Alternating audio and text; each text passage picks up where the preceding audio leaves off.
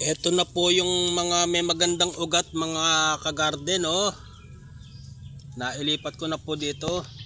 Kaya po ganyang kataas yan dahil dito po ay bahain.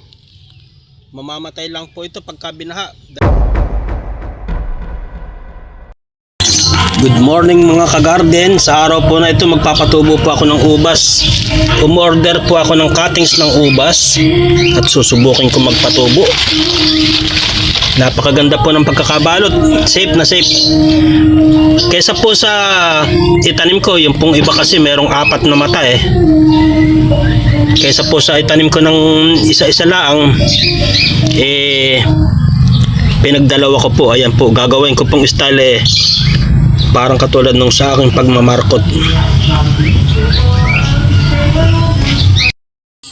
Tinat ko po dito kasi po meron po ditong pinakabuko at saka po dito.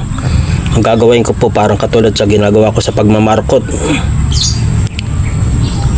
Aalisin ko po yung balat dito sa ibaba. Kasi yan po nilalabasan ng ugat Yan po ang talagang nilalabasan ng ugat pagka tayo po ay nagmamarkot. Ayun, lumitaw na po yung kanyang pagkasariwa. Baka po sakaling mas mabilis yung mag-ugat pagka po tinalupan na ganyan. Total, nag-eksperimento na rin po ako at nag-aaral. May mga napapanood po tayo. Pinupulot po natin yung maganda na napapanood natin. Baka po sakaling makabuhay ako dito ng ubas sa Bulacan, Saba. Ayan, tapos po kakayasin po na ganyan. Para pong katulad sa ginagawa ko pag aki nagmamarkot. Talaga pong aki nakakapagpaugat. Kahit kamyas, kahit na ano po, nakakapagpaugat po ako. Roses, nakakapagpaugat po ako dahil yan po ang trabaho ko nung araw. Ngayon po, meron pa ako dito ng turmeric powder. Babasahin ko po sa ng turmeric powder. Tapos po lalagyan ko po ng katas ng aloe vera. Kasi po ang aloe vera hindi po matutuyo yan Lagi po yan sariwa Pag kumapit po doon sa turmeric powder, lagi po siyang basa. Saka po natin sa Tagalog isasasa. Pero sa ubas tinatawag nila kalyos. Ayan po, gagawain ko po yung iba at ipapakita ko na lang po mamaya pagkatapos. Ito na po ang patutubuin ko na ubas, mga kagarden. Nakadami-dami din po ako. Ang in-order ko po 10 pieces 427. Mahal po 10 pieces po yun, may dagdag na 3. Ang ginawa ko dun sa iba na 4 ang buko, pinagdalawa ko baka sakali. Tapos po ayan, diniligan ko po, tapos tinakpan ko para hindi madaling matuyo ang kanilang lupa. After 2 weeks po mga kagarden, titignan ko na po yan kung napaugatan ko. Kapag po nag-ugat, matutuwa po akong masyado. At pagka po nag-ugat, ililipat ko po sa plastic bag na itim.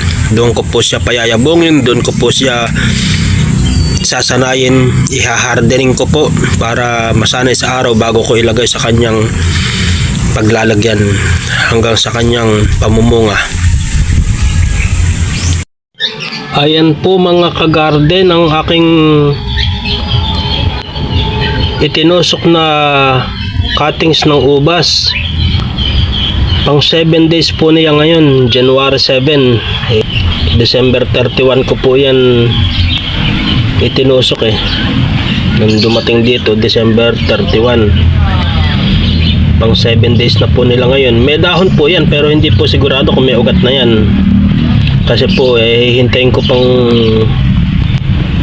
mag 2 weeks hanggang 3 weeks bago siguradong titingnan ko kung may ugat. Pagka po walang ugat, hindi na po siguro talaga magkakaugat sa 3 weeks. Pero po yung merong magkakaugat na, ililipat ko na po sa plastic pot na kulay itim. Ayan po, 7 days po. Nagdahon na. Naka-apat na. Bali, ang in-order ko po, 10 pieces. May patangay na 3. Ang ginawa ko sa 4 ang buko, pinagdalawa ko. Eksperimento po. Ayan po, yung pong maigsi na yan eh. Pinagdalawa ko po yan. 4 po sila. Pinagdalawa ko. At ipinakita ko nga po yung aking ginagawa, kinakayas ko. Yung pong mga matataas na yun, 3 po ang mata nun, 3 po ang buko, kaya hindi ko na po nabawasan. Nag-experiment po agad ako kahit na kadarating pa lang. Ganun po talaga ang farmer.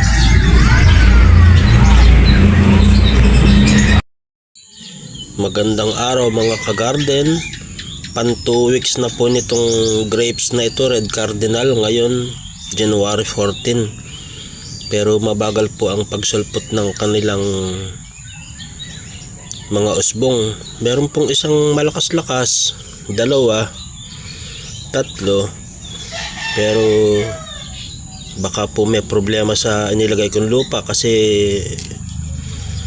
naparami ang loam soil. Baka po mas maganda kung kokopit lang na may halong buhangin at vermicast. Pero trial and error po dahil baguhan lang po tayo nag-aaral sa ubas. Pagtsatsagain po natin ito at kailangan po natin ng mahabang pasensya.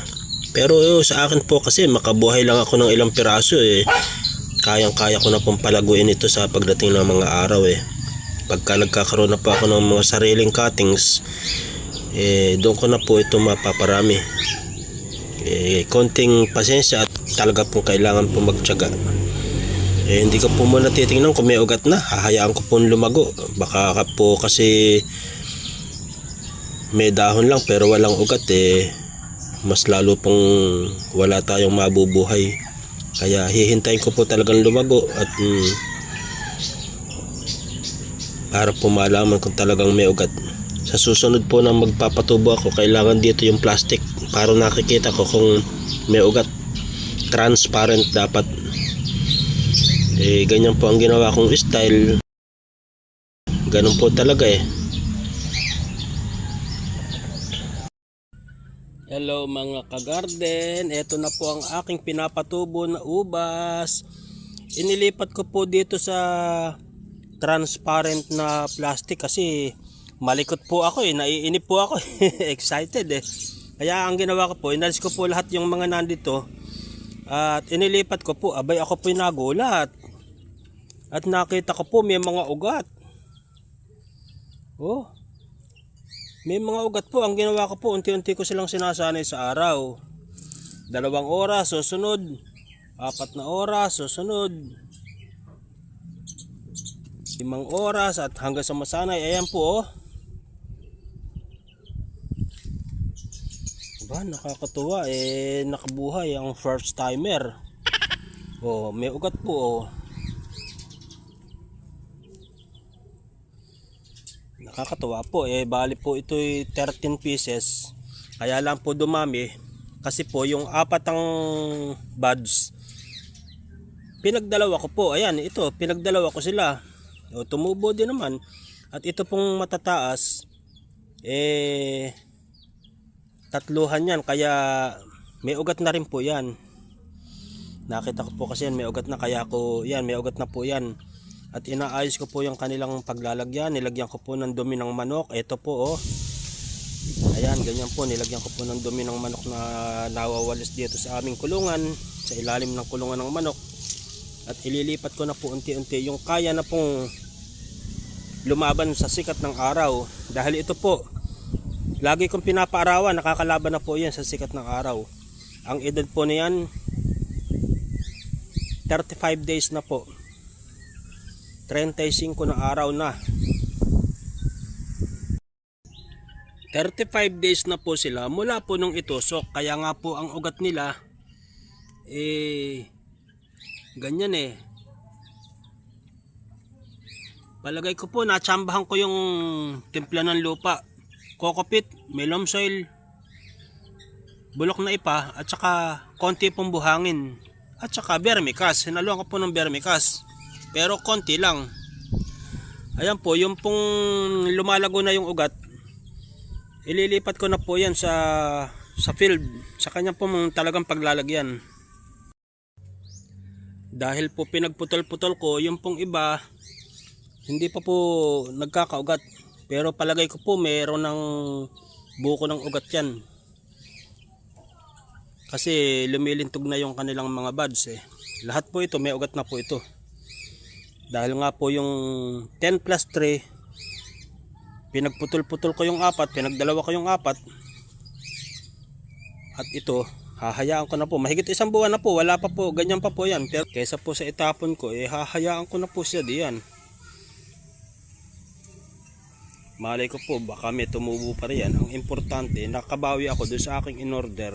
May ugat lahat yung, bali 13 pieces po yung may ugat. Kasi yung pong dalawa, ilalagay ko na po sa field.